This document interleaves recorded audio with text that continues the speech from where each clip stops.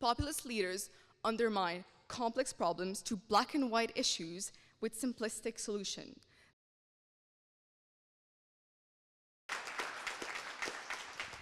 Thank you very much. And with that, we put the motion before the House that this House believes populism is a threat to democracy, and I look to the Secretary, Balliol College, to open the case for the proposition.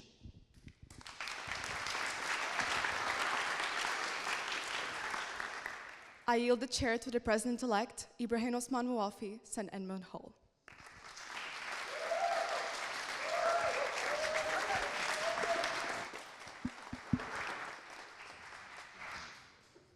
Thank you, Mr. President.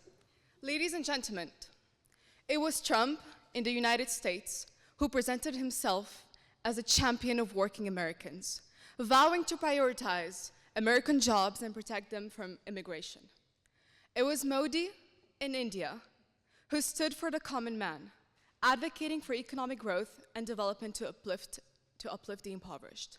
It was Le Pen in France who pledged to protect national interests, emphasizing sovereignty and security against globalization and immigration.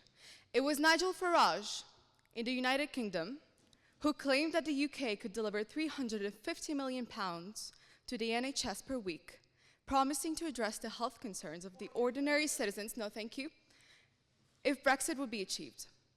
Populist movements occur on the right and the left of our political system, and they exist in the east and the west of our world. Yet they all share a common theme, a narrative that mobilizes the ordinary people in resisting and opposing the establishment or the corrupt elite. However, far from being the saviors of democracy, populist leaders often pose as a threat to its very foundations. In the United States, Trump's pledge to make America great again by shielding American jobs from immigrants may have resonated with many, but his presidency has been marked by misinformation, polarization, and attacks on the basic democratic norms.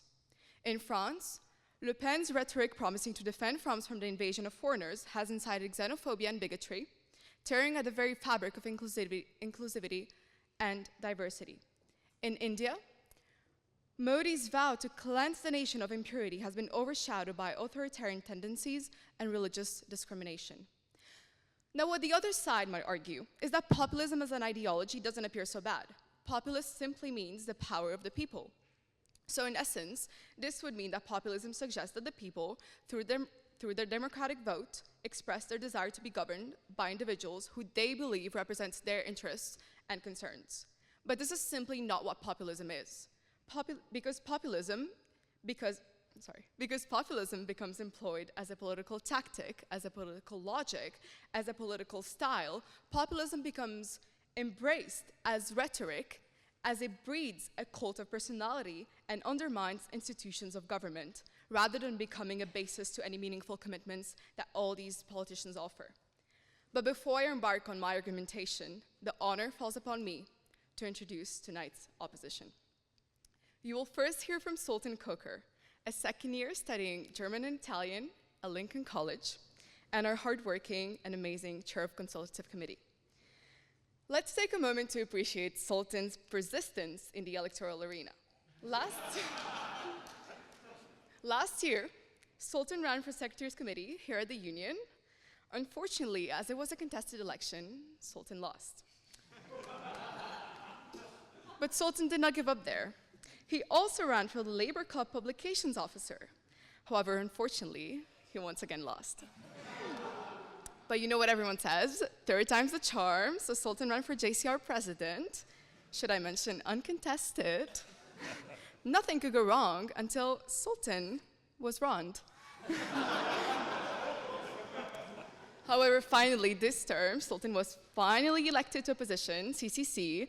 He's been amazing at his role, but he was uncontested and Ron was not an option.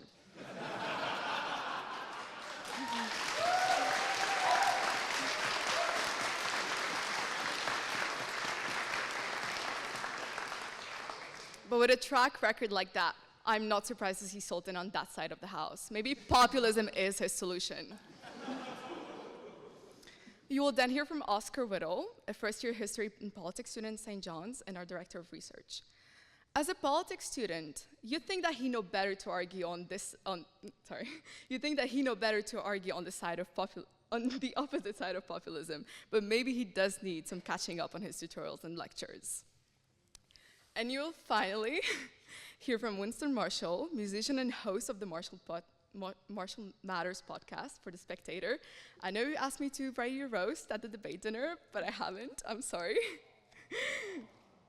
Mr. President, these are your speakers, and they're indeed most welcome.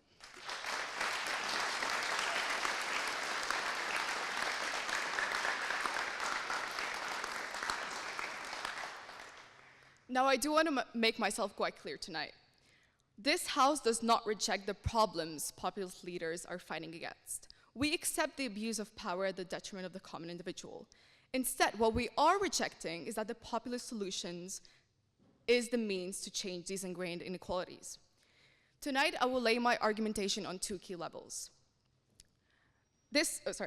I will firstly explore the drastic ways populist leaders undermine trust in democratic institutions, and secondly, I will explore the ways populists sow division, fuel polarization, and breed extremism, ultimately posing as a significant threat to democracy. So firstly, on why populist rhetoric is a threat to democracy. To understand why populist leaders pose as threats, we must first understand why and how they win. Populist leaders find immense electoral success selling deceptively simple answers to complex questions. And for individuals who feel disenfranchised by the existing system and who want change fast, they see populist leaders as the only political group that is willing to provide that change. For Americans that have a problem with immigrants and the threat of terror, the popular solution says build a wall. For the people in the United Kingdom who fear loss of sovereignty and immigration, the popular solution says Brexit, totally ignoring the ramifications that these quick fixes have on the economy and the political dynamic as a whole. Now, no offense to the opposition, but populist leaders do not constitute a new generation of geniuses that have suddenly developed a simple solution for generational complex issues. A simple solution is appealing, yes. It is attractive, yes, but is it effective? Never. Populist leaders undermine complex problems to black and white issues with simplistic solution. The union is no different. We have candidates every term who make grand promises of saving the roof, but it's simply just not that easy, and a simple pledge on your manifesto is just not going to do it. But on a serious note, these rhetorical tricks create an atmosphere of intolerance and threaten democracy. Let's talk about populist attacks on institutions. In India, Modi's BJP government removed the country's Chief of Justice as one of the 3 people who appoints commissioners overseeing elections. The move swapped out a Chief Justice for a central minister nominated by Modi himself, giving him a free hand to make appointments.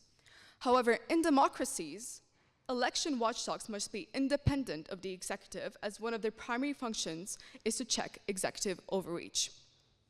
Free and fair elections are an absolute necessity for democracy to exist. But that's not all. Modi's BJP has brought corruption charges against many officials from the Congress Party, and dozens of politicians from other opposition parties are now under investigation or even in jail. The work of a populist is to chip away at democracy with several incremental cuts. Modi, by centralizing power in the ruling party, has paved the way for authoritarianism under the guise of a free democratic society. And there's much more that can be said about how populists attack democratic norms. We all know how Donald Trump made relentless personal attacks on the media and judges while he was president, and such narratives not only seek to discredit reputable news outlets, but also foster a cult of personality system of leadership. It demands the people to give up their ability to reason for themselves and to outsource their opinions to one person who is meant to be their hero. In political events of the last decade, I cannot see any basis to argue the opposite. I will now turn to my second point. Populism fosters polarization and division within society by framing policy priorities rather than one's religious status. As I'm sure all of you know, Trump is no stranger to these techniques as well. The infamous Muslim ban became a talking point for not just his campaign, but the Republican Party. In a 2-party superpower, such rhetoric chips away at the essence of a democratic order, which is premised on respect for fundamental rights and that everyone ought to be treated equally before the law. So because populist leaders exploit democratic processes to gain power, because they undermine the very institutions and norms that uphold democracy once in office, and because they ultimately become entrenched in the very system they initially opposed, I strongly urge you to recognize the grave threat that populism poses to democracy and vote with this side of the House tonight. Thank you.